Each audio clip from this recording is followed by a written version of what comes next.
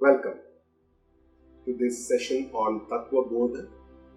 Tattva Bodha is the introduction to Vedanta. It's a basic Vedanta Granth which gives us the understanding of all the technical terms and the basic understanding of the principles of Vedanta. We start with the gratitude towards the Lord, with whose grace everything is possible. We pray to this Guru Shishya Parampara through which this knowledge is preserved, protected and passed on for generations. I pay my respects to my Guruji, Pujya Guruma, with whose grace I am able to learn the scriptures and share this understanding with you. Om Sahana Bhavatu, Sahanau Bhunaktu, Sahaviryam Karavavahai, Tejasvinavaditamastu ma vidvishavahai. Om Shanti Shanti Shanti. So Tattva Bodha itself, the word means Tattva. Tattva is the truth, or the basic Tattva. Bodha is the knowledge. So it is the knowledge of the truth. What is the truth? And this is Vedanta is a self-inquiry. We want to understand what is the reality of this universe, what is the truth. And it is written by Adi Shankara Charyaji. It introduces us to some important terms used in Vedantic scriptures and which every student of Vedanta should be aware of. Some of these terms are little technical also, and this also needs to be understood. What is the meaning of this? And it is a fundamental and a very important work in understanding the higher text of Vedantas like Bhagavad Gita, which is the crux or the summary of the Upanishads themselves, the study of the Upanishads and Brahma Sutra. All these three granthas are called the Prasthantrayi, the important three Smriti granthas. Upanishad is of course a Shruti grantha, but the Bhagavad Gita is considered to be a Smriti grantha. So the spiritual quest starts with the question, who am I? And what is this purpose of my life? What is this reality? What is the ultimate goal of my life? How can I achieve this goal?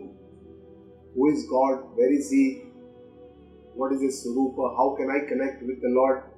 And finally, what is this world that I am seeing?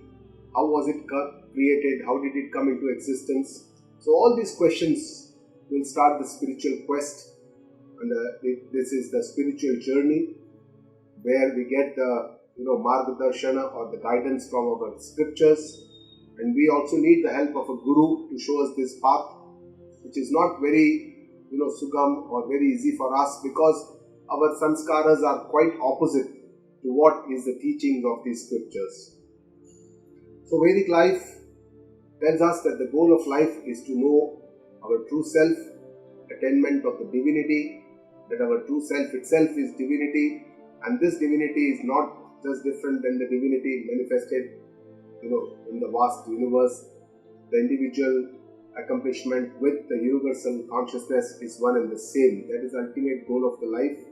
And this is a very rare human life that we have got because of our past karmas.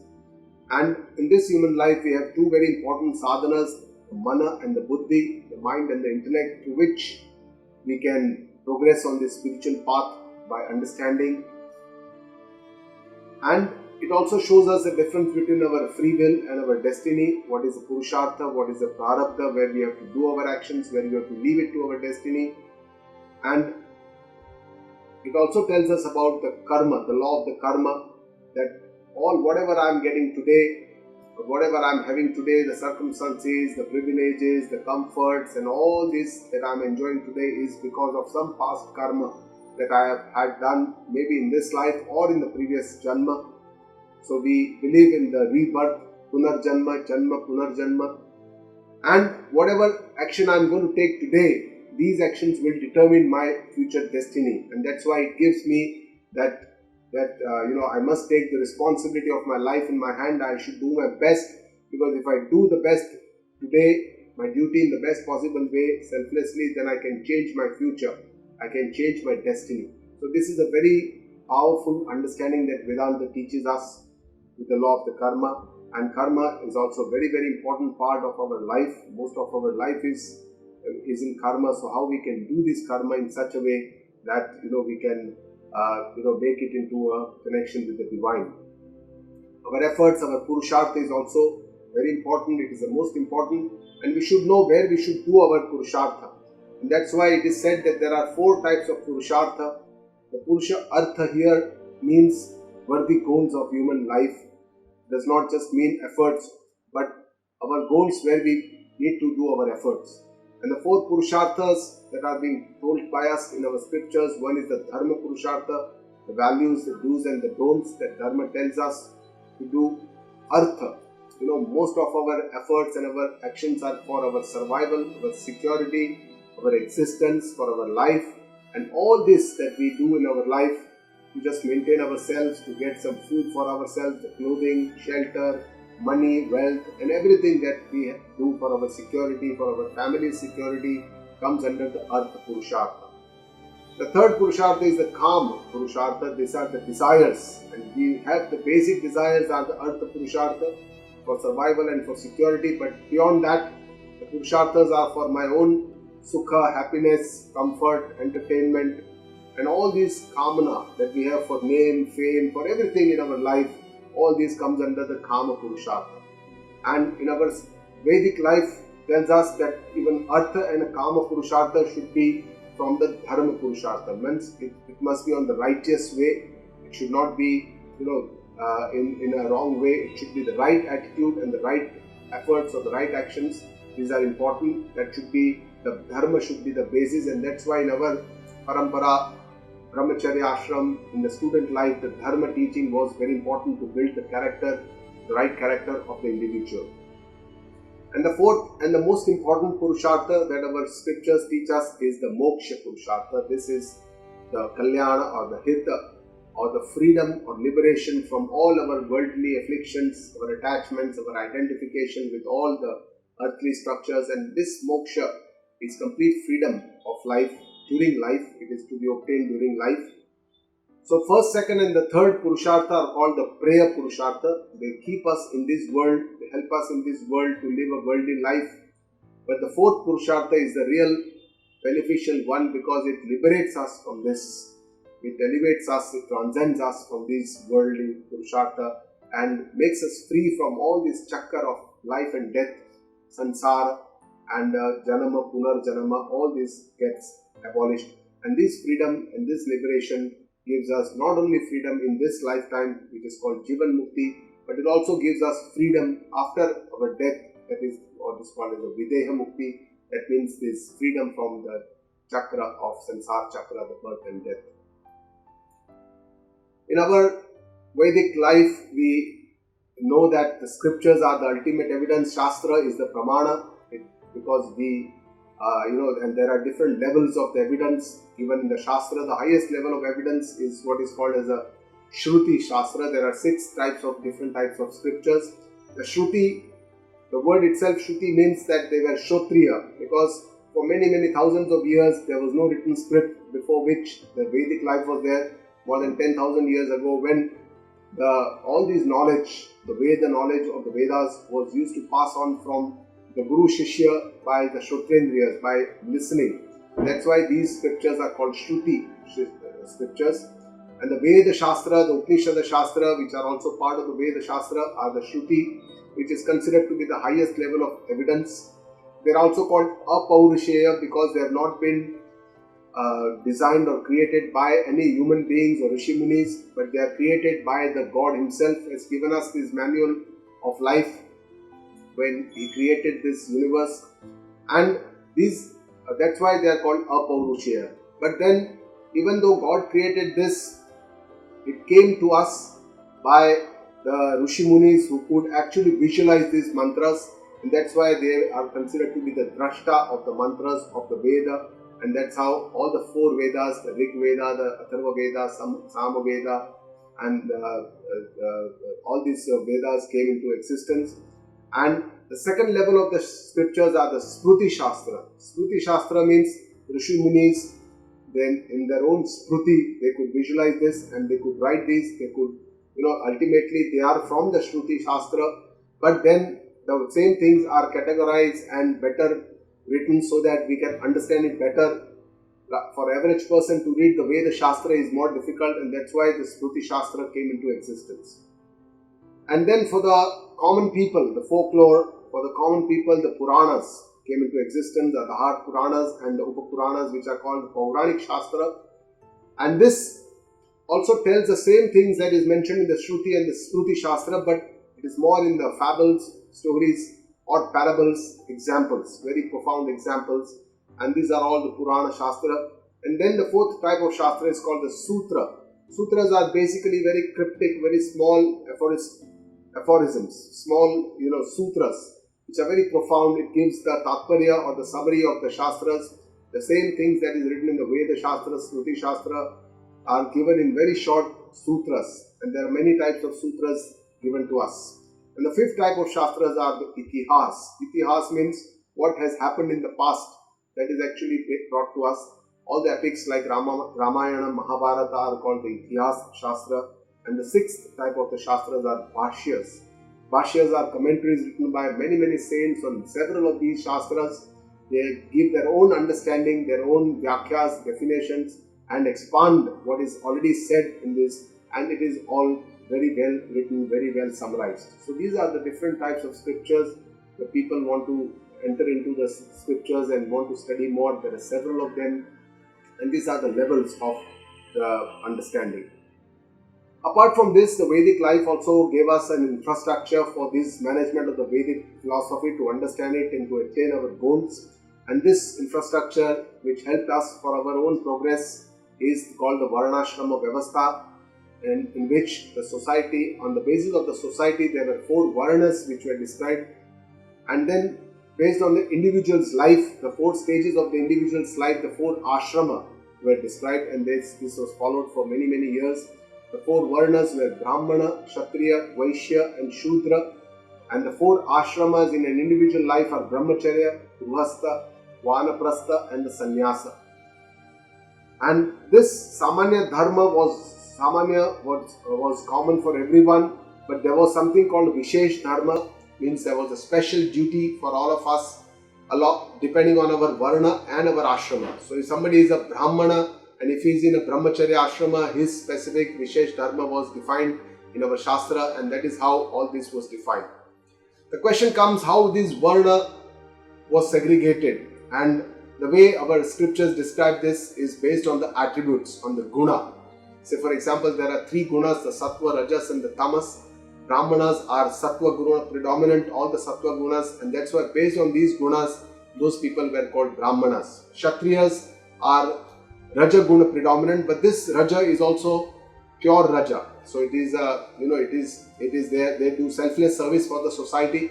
Whereas Vaishyas are the people who are involved in wealth creation, generation, the business community, Vaishya, but they are also Raja predominant because they are involved in a lot of action, but the Raja Gun here is the Malin Raja, means it is a little diluted, it is not the pure Raja because they are more involved in more selfish activities rather than Kshatriyas who are more involved in selfless activities for the benefit of the society at large. And the Shudra is the Tamasa Guna predominant, who is more lazy person. So these, according to the Gunas, it was described. Based on our karma, based on our profession, based on our action or duty, this was also designed. Say for example, teachers, professionals, researchers, thinkers, scientists, they will all come under the Brahmana category. Kshatriyas are all the protectors, the politicians, the caretakers, the security, the army, navy, police people, all the people who take care of the society at large would be considered more as the Kshatriyas. Vaishyas are all the business community, and Shudras are all the workers who take care of the cleanliness of the society. But it was not based on the birth, it was not based on the Janma, and that was a wrong misinterpretation that the caste system came into existence. It was not based on, it was a Varna Vyavastha, it was not the caste Vyavastha, and that's how it got the bad name or reputation. Now there are several sadhanas which have been described in our parampara, in our lineage, and Karma Yoga is considered to be the most important sadhana, which helps us to take care of the impurities, the raga, dvesha, and all our ashuddhis in our mind. So if we convert our karma into Karma Yoga, that makes us eligible, it clears our inner purity, creates an inner purity which is also called Antakarana Shuddhi, And this helps us to go onto the next path, that is the Gnana Marga. So for Gnana Marga, there is some kind of a Shuddhi that is required, and that is the first step before we get into the Gnana Marga, or understanding the nature of our own self.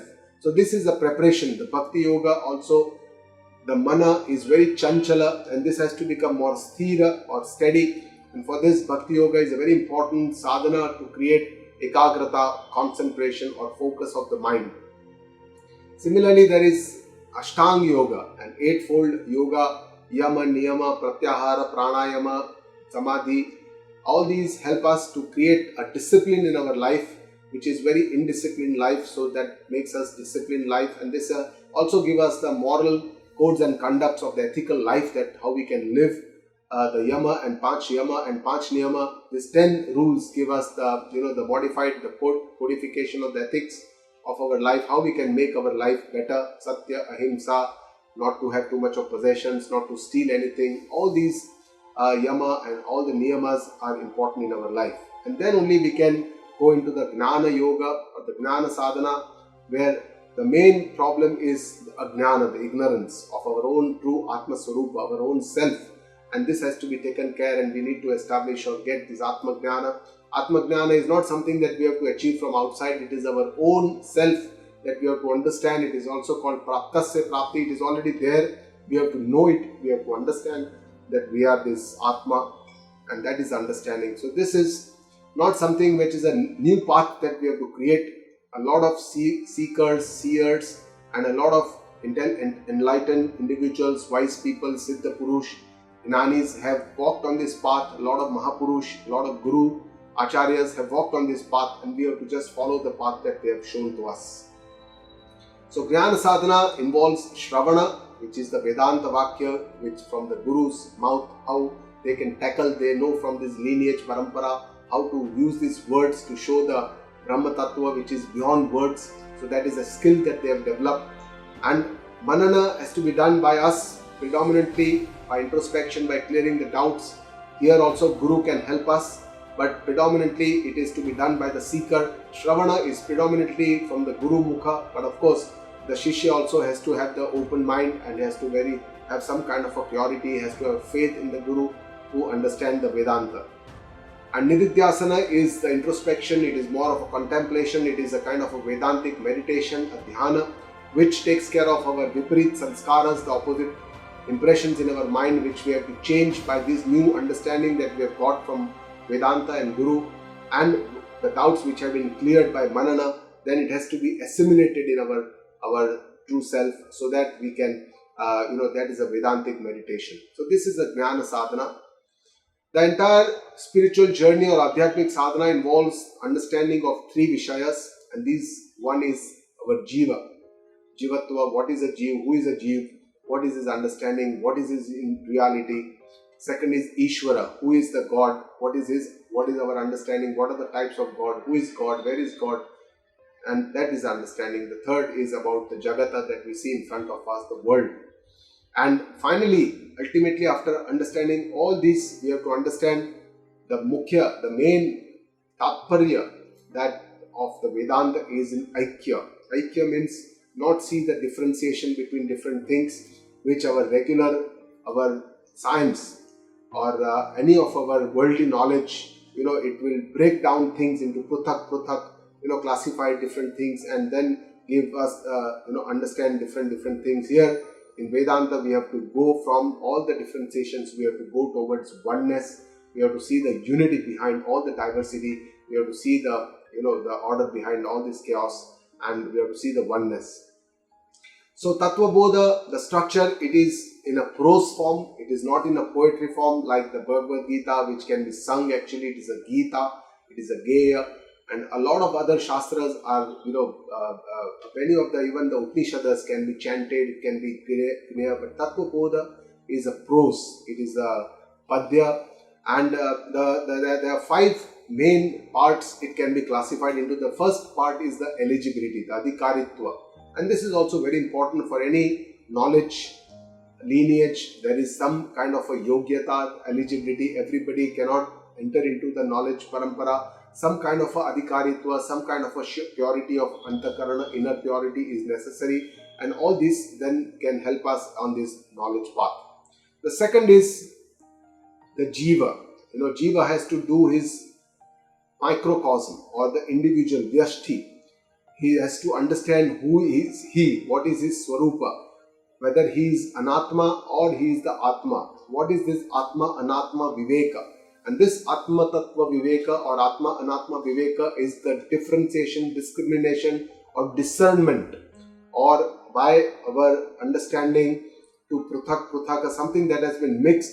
We understand that I am the body, mind and the soul, everything combined. But from this we have to clear that I am not the anatma, but I am the atma. This understanding or viveka has to be, this is the second part, that is the jiva on the vyashti level, the microcosm, understanding who am I. The third, it tells us about the jagata. What is this world? How did it came into existence? What is it manifested? How was it before it came into existence? All these jagat utpatti, how it came. So that is the understanding. And then finally the Jeev and the Brahma Aikya. Jeev and the Ishvara Aikya, that is the fourth understanding. And then finally the fifth understanding is what is the phala of this jnana. If we have this Atma Jnana, this understanding of Jeev and Ishvara Aikya, then what is the phala? What is the fruits? What is the benefit that we get? We are Jivan Mukta, the enlightened wise person who is free from this in his own lifetime. He becomes what is called a Jivan Mukta. So these are the 5 ways how Tattva Bodha is categorized, and we will see one after the other. So let us start with the first Adhikaritva. That is the most important. What is the eligibility? And this shloka is called the Anubandha Chatushtaya shloka, which also says that Sadhana Chatushtaya is the Adhikaritva. Sampannadhikarinam moksha sadhana bhutam tattva viveka prakaram bhakshyamaha. So we will explain for those who are endowed with this sadhana chatushtaya, the fourfold qualification, sampanna adhikarinam moksha sadhana bhutam, because the main ultimate purpose of this tattva bodha is for moksha sadhana bhutam, the means of liberation, how we can achieve moksha. And for this tattva viveka prakaram, I am bhakshyamaha, I am going to describe the mode of discrimination, how we can do the tattva viveka, atma anatma viveka. So in Tattva Bodha, wherever there is a new term which is coined first, like Sadhana Chatushtya, so then it will be more elaborated, it will be more understood, described, but it describes it in very, very succinct, very short definitions, which are very crystal clear, very precise, very short. Says the next question is, and it is in the form of question and answer. It's a very beautiful dialogue between a student and a teacher. When the teacher says something, the student is very innocent. When he listens to a new word, Sadhana Chatushtaya, he says, Sadhana Chatushtaya Kim? And then Guru will tell him what is Sadhana Chatushtaya. So what is Sadhana Chatushtaya? What is this qualification, the fourfold qualification? He says 1. Viveka. Viveka is discrimination. 2. Vairagya is passion. 3. Sham Adi Shat Sampatti, discipline. And 4th, mumukshutvam, the desire for freedom. So these are the fourfold qualification needed to enter into this knowledge for the truth, to understand, for an inquiry into the self, to understand the knowledge. We need some level of vivek, vairagya. Of course, we can't have purna vivek, vairagya that only an enlightened person can have, but at least some degree, at least 10-15% of viveka, vairagya, shamadhi, shat, sampatti and mumukshutvam must be there for us to enter into this path, so as to understand what is now. Let us see the next. The Shishya asks, Vivekaha kaha.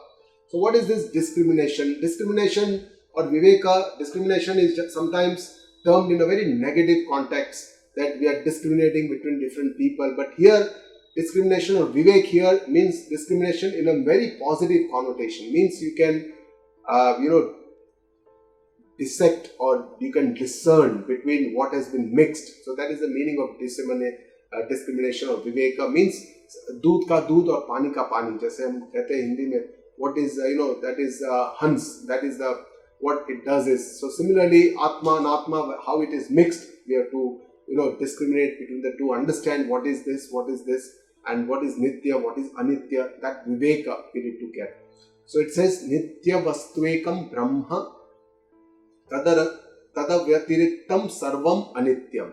So the only Nitya Vastu, Nitya means eternal, which is always there, it is never changing, and that is Brahma. Now Brahma word, for most people, it may be a new word, but in Vedanta it is a very common word which is used. Brahma itself means the universal consciousness in Vedanta. So when consciousness is spoken about from an individual perspective, from the Jiva perspective, it is called Atma. Whereas the same consciousness, when it is spoken from a universal perspective, from a standpoint of all pervading consciousness, universal consciousness, it is called Brahma. And it is the same consciousness, the individual as well as the universal is one and the same. It's only that my perception is, because I am an individual, my identification is with this body, mind, soul complex, and that's why I perceive this as Atma, as that I am the soul, or I am the seer. Whereas this has to merge with the universal consciousness, and that is part of the spiritual exercise. So everything else apart from this Brahma is the only eternal thing. So Brahma also means Atma, also means Chaitanya, also means consciousness. Everything is one and the same. And this is the only eternal thing. It is the only ever-present thing. Everything else is transient, it is perishable, it is destructible. Everything else keeps changing in the world, in the jiva, in the bodies, all these, everything else apart from consciousness. Consciousness is the only eternal thing. That is the first understanding. So what do I desire? I desire always permanent happiness, permanent peace and permanent security. But that is not possible, because we keep running around things which keep changing, anitya vastu, imperishable items or transient objects of this world, relations, all our, sambandha, all our own body. We are all attached to all these things which are all perishable, and that's why we do not achieve the permanent happiness that we all desire. And that's why this understanding is important. The second sadhana chatushtya is viraga. And the Shishya asks, Viragaha kaha? Dispassion. What is dispassion? Viraga iha svarga bhogeshu ichha rahityam. To avoid all the desires of pleasure in the objects of not only this world but the other world also. So that is a definition that Guru Acharya tells us. And this kind of avoiding the desires comes with the right understanding. It is not suppression of desires as commonly is understood, but it is with the right understanding, with the right attitude, with the understanding that what I need, what is my goal, cannot be given by these objects which are perishable, which are transient, which are impermanent. And that's why I don't have so much of importance, don't give so much of importance to these worldly objects. It is called Mahatva Buddhi. Mahatva Buddhi becomes less because I am more aware about what is permanent, what I need, what I want to achieve, what I want to understand. So this understanding gives us the right attitude. And this can only come when we have a lot of awareness in our daily life. And this awareness can come up with this Shastra teachings, the Guru teachings, and all this continuously when it comes in, and we also do some kind of meditation, then we get this kind of awareness in our daily life. And this helps us to accept all the situations that come in us in our daily life, and we have to get this understanding that we avoid the avoidable things. Ye mere kaam ka nahi hai. The third sadhana chatushtya needed as eligibility to enter into jnana sadhana is shamadhi shat sampatti. So what is this shama? Shama means control over our mind, mastery of our mind, modulation of our mind. Dhamma. Dhamma means indriya sanyam, indriya control over our senses. Uparati. Uparati means to uparam, to come back from useless activities, karma, vyavahar, nivrutti. Fourth is titiksha, sahanshilta, endurance, power to endure a lot of dualities of this world. Shraddha in Guru and Vedanta Vakya, and samadhana means concentration of our mind, chitta ekagrata. So these are the 6 shamadhi shat sampatti needed. Shama kaha, mind control, which is very important because mind is the center. All the objects, indriya are outside, the buddhi and the atma are behind, but mind is the center, and that's why mind is a very important controller of all these indriya, sanyam and everything. This does not mean that we have to suppress our mind, but with understanding we have to modulate our mind so that the mind remains peaceful, and that becomes the most important priority for me. It should remain peaceful in all circumstances of life, and that would be called as a mastery over the mind. Even in all the adversities, the mind does not lose its tranquil and it remains equanimous or samatva of the mind in all the dualities of this world. It is not very easy to achieve. This is very easier said. The second is Dhamma. Dhamma means control of our senses, sense organs. We have 5 Gnanendriyas and 5 Karmendriyas, and all these senses are very Bahirmukha. They are all going outside. They are like horses, as been described, and they are all very, very active, Bahirmukha, and they are very, very powerful and very chanchala. Indriyani Pramathini in Bhagavad Gita, Shri Krishna says, even Arjuna says, Mana is very, very chanchala. I cannot concentrate my mind, and it takes man and buddhi along with it. So indriyas are very powerful, and Dhamma, first we have to do Dhamma. Dhamma is like the first you have to under suppression by some kind of a control, niyama, and then it will become naturally, become shama, become natural mind control. Uparama means sadharma, anushthan, goals are clearly seen, so all useless activities are avoided, and only important our sadharma, our main duties are done with the best possible way, and we avoid the avoidable things in our life. That understanding is called Uparama. The fourth is Titiksha. What we need is Sitoshna Sukha Dukkha Adi Sahishnutvam. So there are so many dualities, heat, cold, Sukha, Dukkha, lot of dualities. There may be some kind of some people may disrespect us also, respect, disrespect. All these dualities we have to accept without complaints, endurance, with an understanding. We try to get out of it as much as we can. If there is a, Ushna means heat, then we try to use the fan or the air conditioner. But if the lights fail, then we have to endure, we have to sahan, and not just suppression of the feelings or emotions. Shraddha Kidrashi Guru Vedanta Vakyadishu Vishwasa. So Updesha is quite contrary to my belief, and that's why our convictions are going to be challenged all the time. And faith helps us to make a very conducive environment in our mind, which will help me to see that the Guru Vedanta Vakya can be received. I can receive this, Desha, and that is for my Kalyana. I must have that faith that Guru is telling me for my own Kalyana. Guru has no selfish desire, and I must accept my own limitations, go to the feet of the Guru and the Lord and the scriptures, and accept the greatness of the Guru and the Vedanta so that I can understand what they are trying to tell me. I must have an open mind, and this comes only with the faith.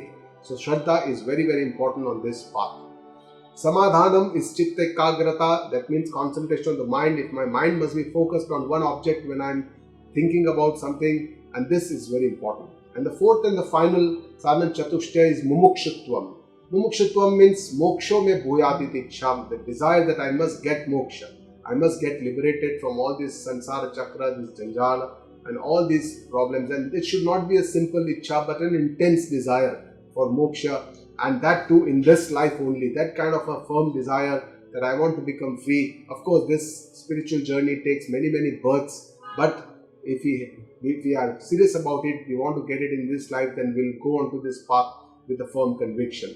So this will only propel us for the actions that are needed. Tattva Vivekaha. Now the next, after eligibility, the Tattva Viveka means it is the understanding of who I am, to discriminate what is the truth. Atma Satyam Tadanyat Sarvam Mithyeti. So the firm decision that Atma is the only reality, it's the only Satya for me, and everything else is Mithya, everything else means Anatma. So everything else is Mithya, and this Satya, definition of Satya, it is Trikala Avadita, it remains the same in the past, present and the future, and it exists independently beyond the framework of the space and the time paradigms. And Mithya means it is seen. Say for example the Jagata or the Jiva or this Sharira, all this though it is seen, but it is not the true nature because it keeps changing every moment, and it is not truly seen because behind these names and forms there is this Adhisthana, and that there is this consciousness which is there, which we are not able to see, and that's why that is not the true nature of these objects. Say for example a wooden table, the wood is the Satya, the table is the form and the shape, that is Mithya. Ornaments and the gold is the Satya. Ornaments are just the name and form, the Mithya. Waves and the ocean, the water is the Satya, whereas the waves and everything else that you see, the fiend, the froth, and all these, the names and the forms are Mithya in the ocean. So these are all the examples, the Rajju and the Sarpa, the Mirage, and all these examples are given to us by Vedanta. So we need to discover this Atma Tattva. So my beliefs and my realities are quite different. My belief is that I am the body, but the reality Vedanta tells me that I am not my body. My belief is that I am the mind. I am very much occupied with my mind, my thoughts. I believe that I am this sukha, dukkha, all that happens in the mind. But reality is that I am not that mind. And my belief is that I am the buddhi. I am this power to, this intellect, this decisions taking. I am the person who does this, but I am not my intellect. I am not my atma. That is my belief. But my reality is that I am really only the atma. I am the consciousness, and this can be understood by this mechanism of Vedanta, which is said as Drak Drashya Viveka, that what I can see is not me. I can feel, I can see that this is my body. I say that this is my body, so I and mind can be different. They are not the same. This is the difference between the seer and the seen. The object of visualization is different from the subject who observes this object. So this understanding, this reality is something that I need to understand. So finally it says Atma Kaha. What is Atma? Stula Sharira, Sukshma Karana Sharira Vyatirikta. It is separate from the three types of bodies: the gross body, the subtle body, and the causal body. The Stula Sharira, Sukshma Sharira, and the Karana Sharira. It is completely separate. That is Atma. That is a fourth state, fourth avastha, Turiya avastha, what is called as, that is the Atma. It is Pancha Koshatitaha. It is separate from the five sheaths or the five kosha, the five layers of our Atma, which is surrounded by Avastha Traya Sakshi. It is the observer of the three states of our regular daily experience. We see the Jagrat Avastha, the waking state, the Swapna Avastha, the dream state, and the Sushupti Avastha, which is the deep sleep stage or the dreamless stage. So it is the observer of these Avastha Traya Sakshi, that is the Atma, and it is the Satchidananda Rupa. So initially it tells us what it is not, and finally tells us what is Atma. That is the definition of Atma. And then each we have to understand what is Stula Sharira, what is the gross body. So it says Apanchikruta Pancha Mahabhutai Krutam, means it is made from the mixture of the five great elements Akash, Vayu, Agni, Jala and Prithvi. It is Sat Karma Janyam. It is created by the karma phala, because this human life that we get is because of the deeds of our past. It is Sukhadi Bhogayatanam. Ayatanam means it is a home for enduring the Sukha, Dukkha, all this Sharira, this Stula Sharira is the home for all this, and it is a Shad Vikaravat. It undergoes all the six changes, the differentiations: Asti, conception; Jayate, the birth; Vardhate, the growth; Parinamate, puberty, and all the the upswing; and then the Pakshiyate, then the destruction starts, and then Vinashyati, finally death. So these are the Shad Vikaras, the six changes that happens in the Stula Sharira, and the Atma is the same behind all these six Vikaras. When I was a child, I was the same person. Today I am the same person. In the old age also I will be the same person. So I do not change behind all these Vikaras, behind all these different changes. That is what we have to understand. Sukshma Shariram Kim. What is this subtle body?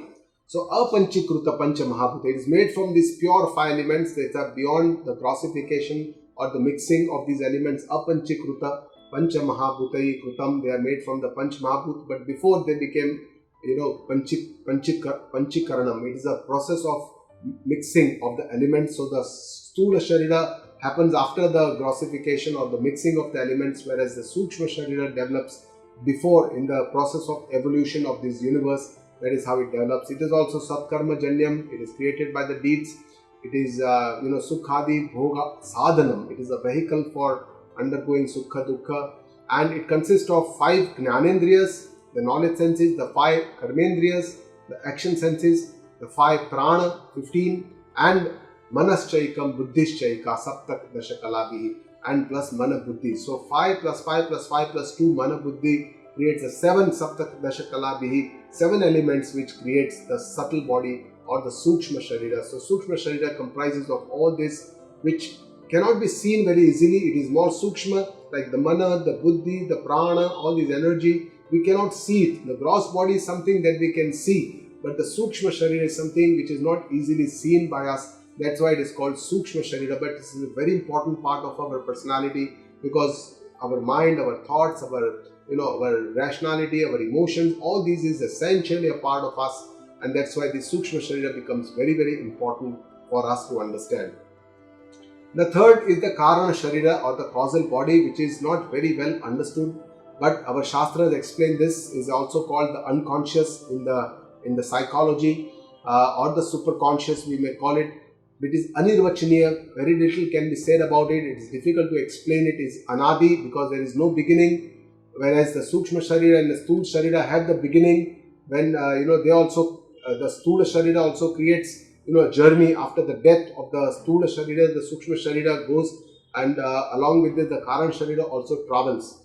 But Karan Sharira is anadi, there is no beginning, nobody knows, because it is avidya, rupam, it is ignorance. On an individual level, this is called avidya. On a samashti level, the same avidya is called maya, which only vanishes with the knowledge. Avidya can only be destroyed by jnana.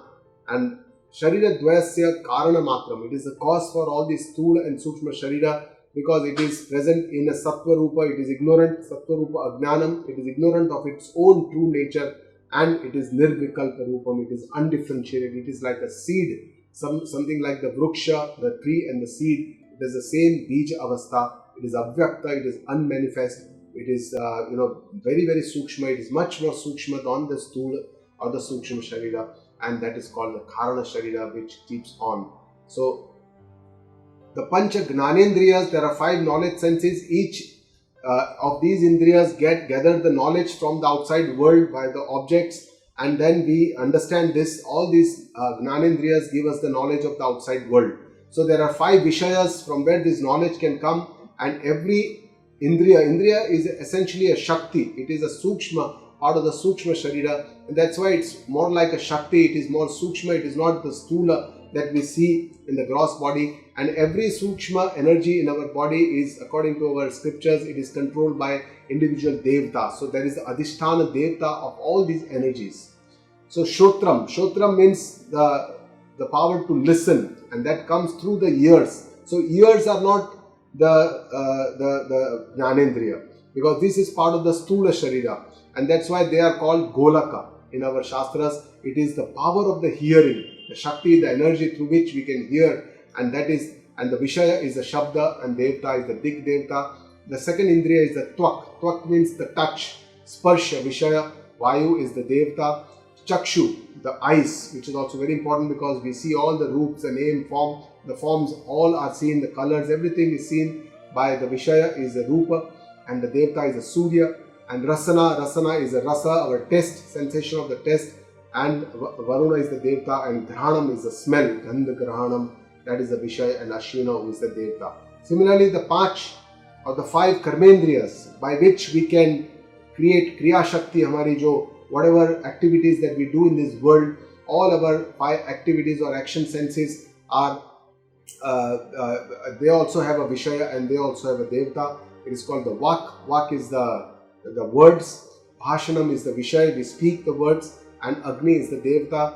Pani is the hands, with what we do, Vastu Grahanam, we hold up objects and we do all our work with our hands, so that the Indra is the Devta. Pad is our feet, Gamanam, we do walking through our feet. Vishnu is the Devta.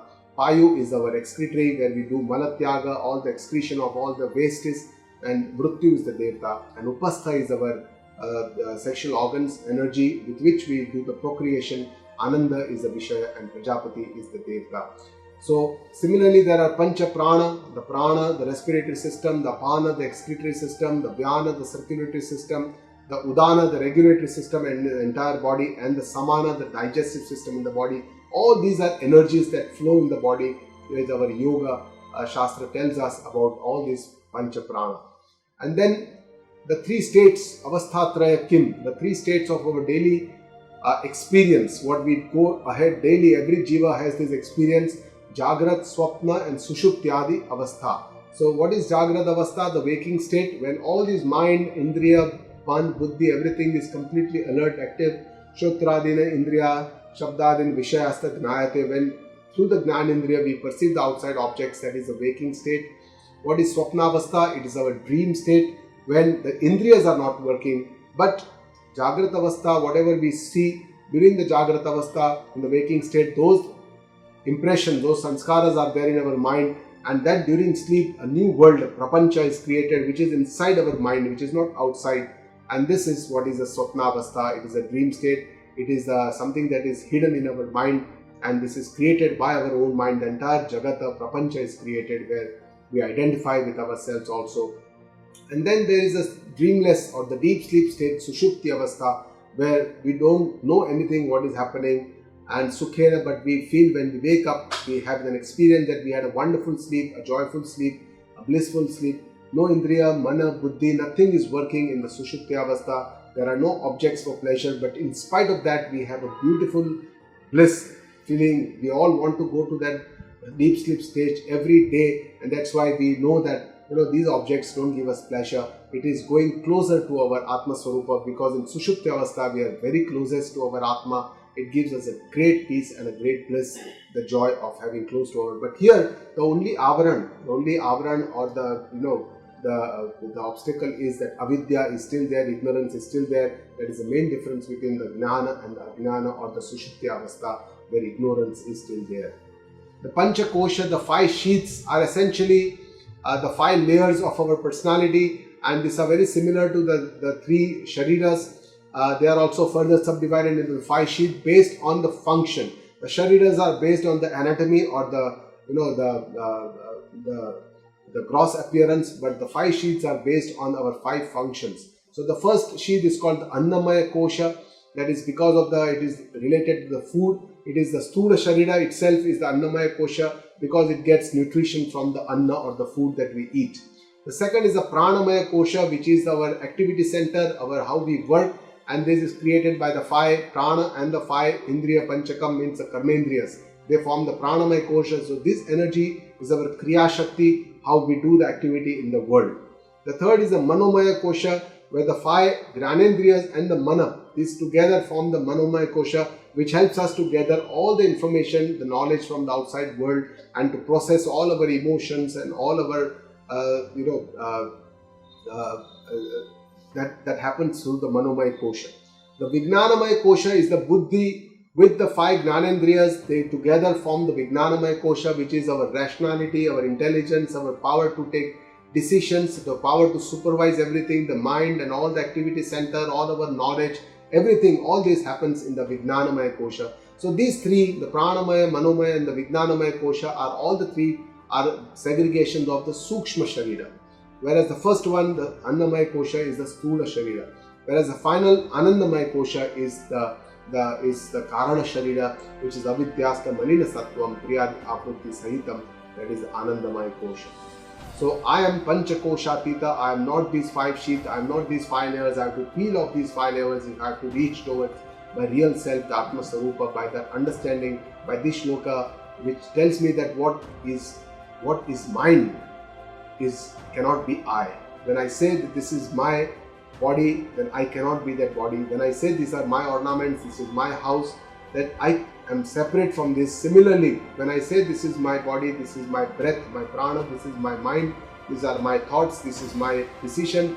When I say this is my knowledge, this is my ignorance, and then all this is not what I am. I am different from all this because I am the observer of all these that is happening in me, my body, my mind, my intellect, my thoughts, everything. I am the observer, and that's why I am separate from all this. I am the Atma. I am nothing but the consciousness. So that is the understanding that we need to develop, and that's why it finally says Atma Tarhi Kaha Satchidananda Rupaha. Sat Kim? Sat means it is there in all the three kala abadita. It is there. It is beyond the dimensions of the space and the time.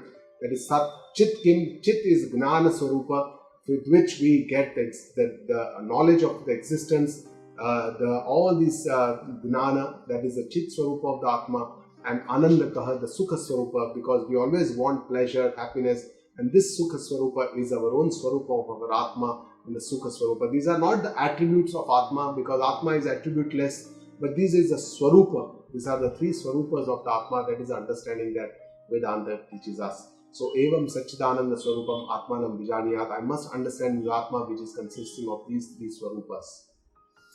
And then it gives us some understanding of the God. Who is God? Where is He? There is Saguna Ishvara, many Devtas. We say God resides in heaven. But our Vedanta teaches us that there is only one God, the Nirguna Ishvara. This is also, we call it by different names as Atma, Brahma, Paramatma. All these are one. And it takes the ashraya of Maya. Maya takes ashraya of Brahma. Actually, Brahmashraya Maya, that's why it's called, to create the universe. So how Ishvara creates the universe with the help of the Maya which is also Shakti, which is surrendered to the Lord, Brahmashvaya. And our Vedanta tells us that there is only one God, Nirguna Nirakar, Brahma, that is the only God, Paramatma. And then not just there is only one God and all this is different. The Jagata, Ishvara is not different. There is only God because Jagat Roop bhi Bhagwan hai, Jiva Roop bhi Bhagwan hai, everywhere, omnipresent God.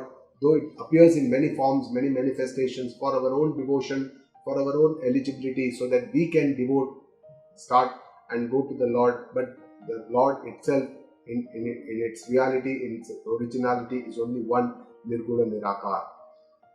So God is the creator, Karya Karana Sambandha, and there are two types of Karana, Nimitta Karana, the instrumental cause, and the Upadana Karana. And when there is no difference between the Nimitta and the Upadana Karana, it is called the Vivarta. That's how our Vedanta teaches us that Ishvara is the Abheda, Nimitta, Upadana Karana of this Jagat. Now the third topic of Tattva Bodha is the Jagata, the Samashti level, on the universal level, how this universe was created. That is the understanding, and it says that now I'll explain you the 24 elements, how the universe is created. And Maya, which is under the control of Brahma, that is how Brahma creates, Nirguna creates the Saguna Ishvara, and from that Trigunatmika Maya, the Sattva, Rajas and the Tamal Guna, the creation starts. From here the Panch Mahabhuta, the 5 great elements are created, the Akasha, Vayu, Agni, Apa, that is the water, and then Prithvi. So all these 5 are created one after the other. That is how the Panch Mahabhuta are created, and from there Sattvic Ansha, because all these have 3 gunas, the Sattvika, Rajasic and the Tamasic. All the Sattvic Anshas of all these 5 great elements creates the Gnanendriya. Antakarana is created from the Samashti Sattvic Ansha of all these Pancha Mahabhuta. Antakarana itself means the inner self. So that consists of 4 parts, the Mana, Buddhi, Ahankara and the Chitta. Now Mana, Buddhi, Ahankara, Chitta are all the functions of the brain. So the organ is only one, but it works according to the work or according to the function. It is classified in 4 different parts. When it is doing Sankalpa, Vikalpa, doing thinking, whether this I should do this or this, that is called the Mana. That is the Chandrama is the Devta. Buddhi means Nishchayatmika. When it takes a decision, rationality, judgment, decision making are the functions of the brain or the intellect. So that is the Brahma is the Devta. Ahankara, when it gets identified with several things, Ahankara, Mithya Ahankara, Aham Karta, I am the doer. This identification, Rudra is the Devta. And Chitta is the memory part of our Antakarana. When we recall the memory, Chintan Kartru, and Vasudeva is the Devta for Chitta. So Rajas, from the Rajasic Ansh, all the Karmendriya, they are developed, and the Panch Prana also developed from the Samashti Rajasic, Raja Sakshat, the Panch Prana, the Sambhutaha, they develop, and from the Tamasic Ansha. Then after that there is a Panchikaranam, there is a mixing of all the elements with 50% of the original element and 12.5% of each of these elements. That proportion is also described in one of the shlokas. It's a beautiful understanding how all these ossification or grossification or mixing or adulteration of these, the pure Pancha Mahabhuta happens, and from this Panchikaranam, Tamas Ansha, the entire Stula Jagata and the Stula Sharira, all these come into existence. So this is the creation of the universe. And finally the 4th important part that Tattva Bodha shows us is the Jeev and the Ishwar Aikya. That is the crux of the Vedanta teachings, how the microcosm and the macrocosm is one and the same, how we perceive the difference between Jeev and the Brahma, but essentially there is no difference, and how we understand that there is difference, but this difference is because of the Upadhi is different. Jiva understands Avidya as the Upadhi, which is different, and that's why he understands that I am the Jiva, whereas Ishwar, Maya is the Upadhi for Ishwar, and that's why we understand that we are Bhinna, we are different. So it is only because of the Upadhi that the Bhed happens, and till the Upadhi remains, the Bhed will be there, but we can only by understanding this Aikya, this knowledge, this Jnana, only this Sansara, we can get destruction of this Sansara. And this understanding also is described by this example of Ghatakash, Mahakasha. The space that is within this spot or the object or the Upadhi or the Ghada is the same as the space which is outside the Mahakasha. But only because of this Upadhi, the pot or the shape, we understand that this space is different and that this space is different. but there is actually no difference between the I that is inside and the universal I, the ego that is outside. Everything is one and the same. Jiva and Ishvara are one and the same. And this has been denoted by several Mahavakyas in our Vedas, which are also in the Upanishads. Tattvamasi, Ayam Atma Brahma, Pragnanam Brahma, Aham Brahmasmi. And how we can understand this Aikya? Because it tells us that Vachyartha, the suggested meaning, when it is literal meaning, when it is spoken, the word, Jiva understands that I am Alpagnya, I am very limited, I am having a limited intelligence, limited powers, limited energy. Whereas Ishwar is Sarvagnya, is unlimited power, unlimited energy. How can I be one with the Ishvara? But then our Upanishads tell us that there is something called, because we are all Ahankar Yukta, but there is something called Lakshyartha. That is the intended meaning. Intended meaning is Upadhi Rahita and Maya Rahita, and that is the Shuddha Chaitanya. So the substratum or the Swarupa, the original Swarupa of the Jiva, which is the Shuddha Chaitanya, and the original Swarupa of Ishvara is also Shuddha Chaitanya. So with this there is Aikya which is possible, and that is the Lakshyartha, which is the understanding, and we have to understand. And finally the Jnana Phala, what is the Jivan Mukti, that is the freedom during our lifetime. That is called Jivan Mukti. The Phala is not to be obtained after our death. Of course we obtain the Phala after death also, that is called Videha Mukti. But the main Phala that we get is Jivan Mukti. And by this understanding that I am not the Deha, I am not Purusha, I am not of any caste, Asanga, I am Satchit Ananda, I am Prakasha Rupa, self-illuminating, Sarva Antarvayami, ever-pervading inner self, and Dhrad Aparoksha Jnana, that Jivan Mukta. And this Jivan Mukta also gets relief from all this karma, all the three types of karma, the Sanchit karma which are accumulated by our past earlier karmas, the Prarabdha karma which are now started giving the fruits, they have started maturing, they have started fructifying, giving me the karma phala. So these Prarabdha karma are also abolished when Jivan Mukti happens, when Jnana happens. And Agami karma, that is the future karma after the Atma Jnana, when the Jnani performs his karma, then they will not be binding to the Jnani, because he is not identified with his body, he is already enlightened. And with this Jivan Mukti, all the Tina karma, they are relieved from all these three karmas also. That is also the moksha for this Jivan Mukti. And this Atmavita Samsara Tirtva Brahmanandam Ibhaiva Prapnoti. He gets relieved from this samsara and gets the eternal bliss, because he realms, he is always in Brahmananda. He is one with the universal consciousness. So this, coming back to the question, who am I? The journey is from the Anatma. We start from the Anatma where we are identified. From there we have to go first to understand what is the Atma, to understand the Vyashti. Then from there we have to go to the universal Samashti, the Brahma, how we can, it's the same thing, Atma and Brahma, but we have to understand that I am the universal consciousness, I am one with the Jiva and the Ishvara, Jiva and the Jagat, and it's all Mithya, everything else, only Atma is Satya. And with this understanding, I also need to understand that I am the Sakshi, I can see my body, I am neither the Deha, Prana, Indriya, Mana, Buddhi, I am not either of these, I am just the Sakshi Atma, Satchidananda, Sakshi Atma.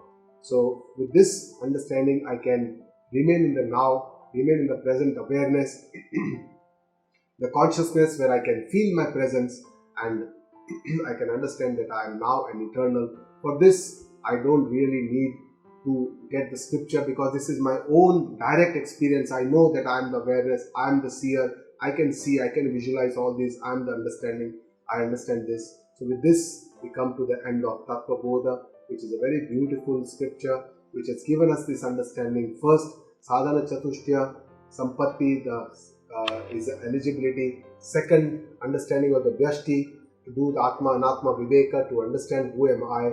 Third, is the Samashti understanding, what is this creation, who is God, how He created this world, all this understanding. Fourth, to know that Jiva and Brahma is the one, there is no difference between the universal consciousness and so that is the original consciousness and the reflected consciousness, whereas I understand myself as Jiva, as a reflected consciousness, it is one and the same. And fifth, the Gnana Phala, once I know this Gnana, Atma Gnana, the Phala, the fruits of this action is that there is instant, there is Jivan Mukti. In this life only you get freedom from all these limitations, and that same person after his death, all his karma are abolished, and that's why he doesn't have to take a rebirth.